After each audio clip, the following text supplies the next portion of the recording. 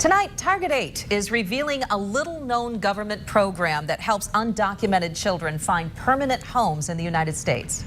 The feds expect more than 20,000 children to pour into our country illegally from Central America this year, many of them fleeing gang violence or other dangers. It was an act of Congress, the 2002 Homeland Security Act, that requires the feds to give these children shelter instead of locking them up.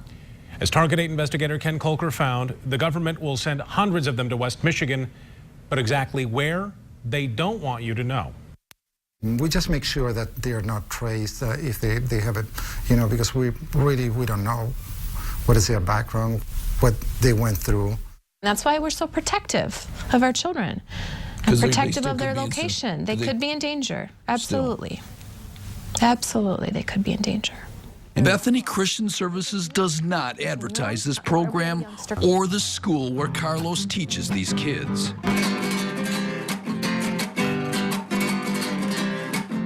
They are officially known as unaccompanied alien children, kids who made it across the border on their own, some fleeing danger, some in search of parents who reached the U.S. first.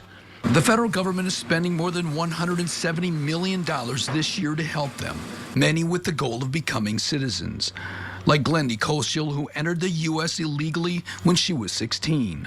It's hard, to leave home because you left all your family, but you get in a situation where you have to do it. Our local congressman knew little or nothing about this program until Target 8 brought it to their attention. I'm not okay on spending money to allow people to come here illegally so that they can become citizens.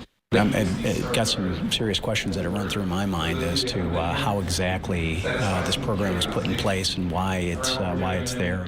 For a decade, Bethany provided only foster homes for underage, undocumented immigrants like Glendy and her husband. But Bethany agreed to do even more beginning last year after Central American kids started pouring across the U.S. border in record numbers. Since 2003, more than 87,000 kids, and the number is exploding, expected to exceed 20,000 this year alone. Coming from Guatemala, El Salvador, Honduras, and a few ones from Mexico. And it's not cheap. The feds spent about $12,000 per kid last year. They get housing, food, clothes, education, counseling, medical, dental, and lawyers who help them gain citizenship for free. Bethany is getting nearly $690,000 a year in federal money for its work. There are people who read stories like this and their first comment is, why don't you just send these kids back to where they came from? Right, yeah, there's a reason children are running.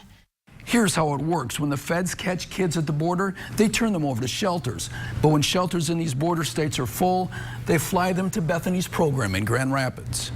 Last year, Bethany opened a small school in Kent County, hired 35 people, caseworkers, therapists, counselors, teachers.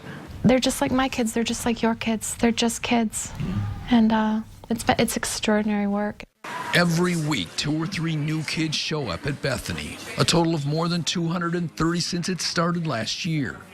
The younger kids stay with foster families, the older teens in a residential center. They don't stay long, about 50 days, until Bethany can find relatives or guardians for them in the United States. Then, for many, it's on to citizenship. Eric Moya and his wife were 16 and did not know each other when they fled. He from Honduras after his father went to prison for murdering his mother. I hear a lot of people, coming here to the United States, and so I was thinking, maybe I should do the same thing, because there is no life for me here. She from Guatemala and what she calls an abusive father. I knew my father was gonna find me, so I decided to come here. For him, a 1,600-mile, 6-week journey, jumping 10 trains, fearing gangs that would rob or kill him. For her, a 1,200-mile, 21-day trip on foot and by bus. At one point, forced into a car by a man who threatened to keep her until her smuggler paid him off. It was kind of scary because, this old man was crazy. They live with their U.S.-born daughter in a home they bought in Wyoming. Both have jobs at a bakery. Both were granted asylum, have green cards, and have applied to become U.S. citizens.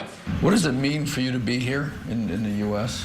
Well, it's really, it's a gift, It's a beautiful life here. That was Target 8's Ken Kolker reporting. If you want to hear more about how the program works, you can go to woodtv.com. You'll find more details there and hear from a foster family that sheltered some of those children.